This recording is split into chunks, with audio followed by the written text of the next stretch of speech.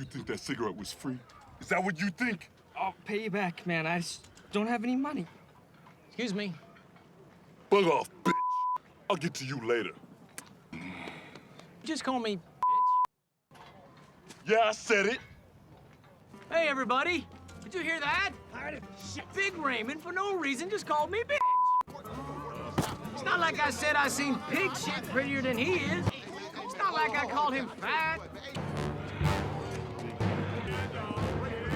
Which it does.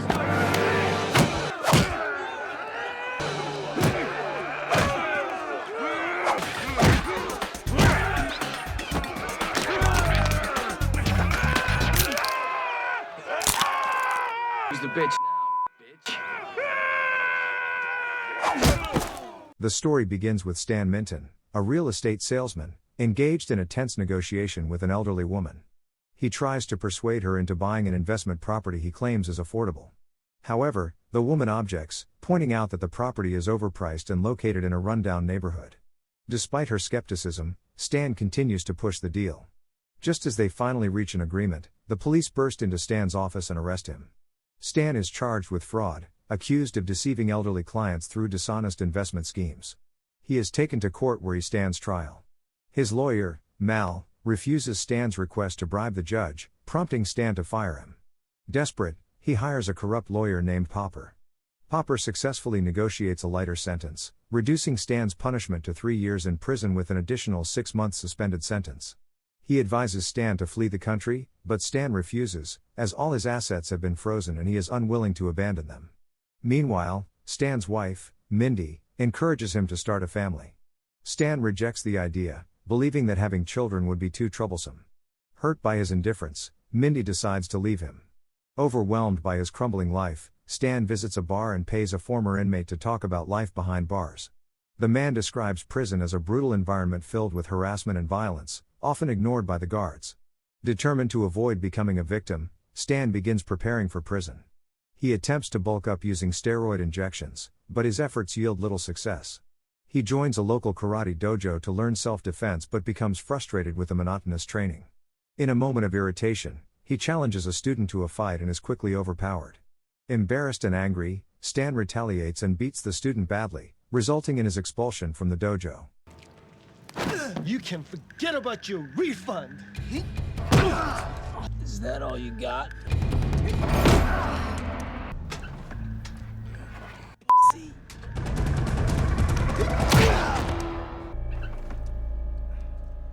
Outside the dojo, Stan meets an elderly man who demonstrates remarkable strength by effortlessly breaking a stone wall.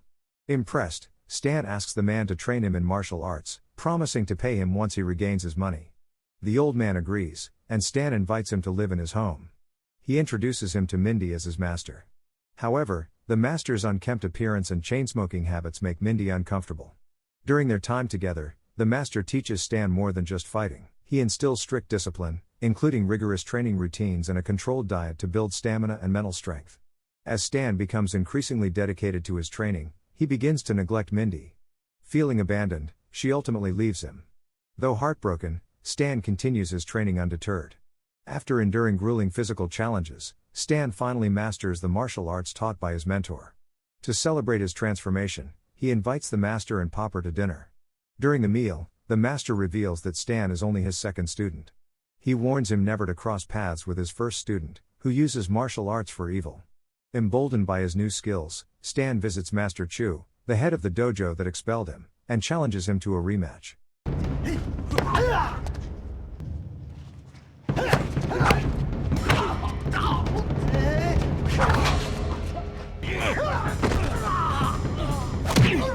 This time, Stan dominates the fight and defeats Master Chu, proving how far he has come. With his confidence restored, Stan turns himself in to serve his sentence. The master and Popper accompany him, while Mindy watches from a distance with tears in her eyes. The scene shifts to a prison transport bus carrying Stan and several other inmates. During the trip, one inmate attempts to harass Stan, but he quickly fights back and warns him not to try again.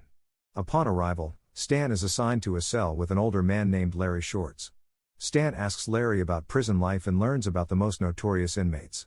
Out in the yard, Larry points out 3 major gangs: the Black Gang led by Cleon, the the Mexican gang led by Juanito, and the Nazi gang led by Patterson. The most feared inmate is Big Raymond, known for bullying and sexually assaulting new prisoners. When Big Raymond attempts to harass Robbie, a young new inmate who arrived with Stan, Stan steps in and defeats him in a one-on-one fight.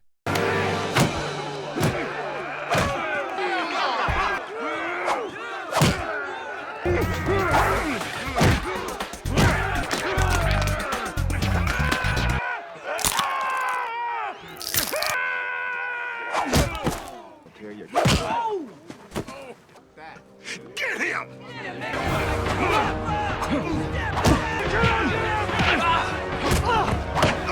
Get that boat!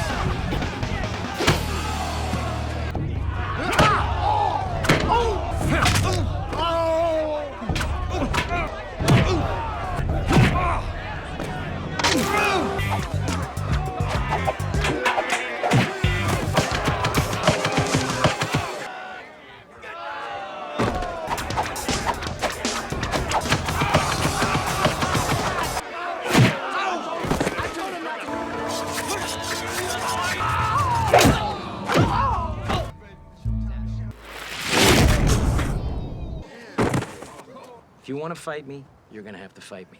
I understand. Now pick up your gold teeth. But if you come at me again, I'm gonna hang on to them like a Swiss banker. His strength and fearlessness earn him a formidable reputation. From his office, prison warden Francis Gask watches Stan closely, clearly devising plans involving him. Now respected and feared, Stan becomes a protector in the prison. Robbie approaches him with gratitude for saving him. Stan, anticipating further conflict, begins crafting improvised weapons for defense. Eventually, he's summoned to Warden Gask's office, where the warden offers him cigars and whiskey. Gask reveals his intention to convert the prison land into a lucrative real estate development, given its prime location. He believes Stan's real estate experience could be useful and offers him early parole in exchange for his help. Tempted, Stan agrees to cooperate. Later, in the prison showers, Patterson attempts to ambush Stan.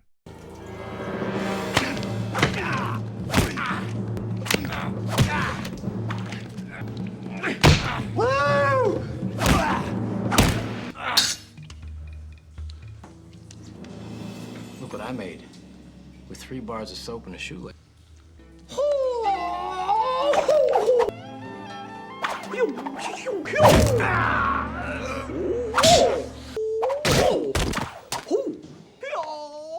From then on, he begins observing prison dynamics more carefully, noting the daily fights and unrest among the inmates. While reviewing real estate paperwork in Gask's office, Stan meets Dang, Gask's partner in the land deal. From a tattoo, Stan realizes that Dang is part of the mafia. He confronts Gask, pointing out that the contract favors Dang and that the deal is unfair. Dang sees Stan as a threat to his profits and marks him for retaliation. Stan later calls Popper to ask whether Mindy has filed for divorce. Popper informs him that she hasn't. Not long after, Popper is assaulted by Dang's men for helping Stan. Meanwhile, Stan, longing for Mindy, sends her a letter. She has returned home and is now living with the master. Months pass, and Stan becomes more integrated into prison life. Recognized as a leader, he decides to bring positive change to the prison. He gathers the inmates, confiscates items used for violence, and encourages them to engage in productive and communal activities. He bans bullying and even helps Big Raymond find companionship, hoping it will curb his aggressive behavior. During a meal in the cafeteria, Robbie and his friends approach Stan and ask to join his group, inspired by his message of unity. Soon, many other inmates follow suit. Meanwhile, Larry hands Stan a reply letter from Mindy, stating her desire to visit him. As Stan's influence grows, the prison becomes a more peaceful place. Fighting ceases, and inmates begin to bond. Eventually, Stan reunites with Mindy, and the two reconcile. However, the improved atmosphere worries Warden Gask, who summons Stan. Gask reveals his plan to incite a massive prison riot that would force the prison board to order a mass execution of inmates. This chaos would make way for Gask to proceed with his real estate project. But Stan's efforts have disrupted the plan. Gask threatens Stan, telling him to reignite the violence or risk being killed by Dang. After careful thought, Stan reluctantly agrees to follow Gask's orders. Knowing the prison board will soon arrive for inspection, he warns Larry to stay in his cell for safety. But Larry, sensing something is wrong, alerts the other inmates and they secretly organize a plan. On inspection day, guards prepare for chaos, unaware of the inmates' true intentions. Stan, meanwhile, is being processed for early parole. At the last moment, he has a change of heart and rushes to prevent the impending disaster. Just as he runs to the yard, Dang confronts him. A fierce battle ensues. Stan discovers Dang is the master's first student, explaining his formidable martial arts ability.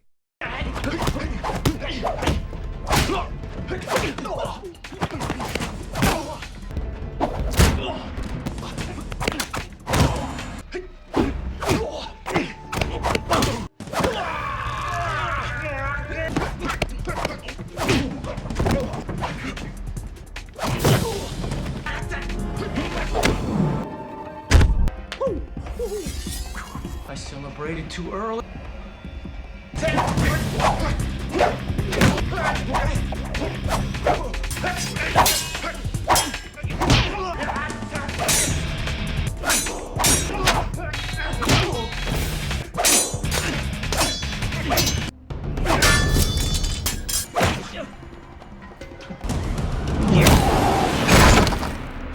Stan overcomes him and hurries to stop the violence. He tries to warn the inmates, but the guards block him. Back in the yard, instead of rioting, the inmates execute their plan. They begin dancing together. This unexpected behavior confuses the guards, who hesitate to act since dancing doesn't count as violence. Furious, Gask grabs a guard's gun and starts shooting in front of the prison board. Just as Gask prepares to shoot Stan, Mindy and the master arrive. They had sneaked into the prison and learned about the situation. Mindy intervenes and saves Stan. 3 years later, Stan is finally released under the new prison warden's supervision. Gask, now a prisoner himself, is shown under the control of Big Raymond. Popper, too, has ended up in prison. Stan is picked up by Mindy, the master, and their child, Mindy Jr., as the film concludes. Thanks for watching. If you are new, don't forget to subscribe for more of these recaps. Until next time, have a nice day.